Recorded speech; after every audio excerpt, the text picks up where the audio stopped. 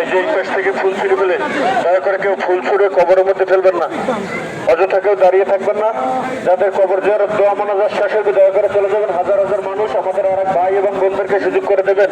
এটা কিন্তু আমাদের সকলের নৈতিক দায়িত্ব। আমি একা মানুষ বারবার মাইকে বলতেছি, আপনারা কেউ কোনো কথা শুনতেছেন না।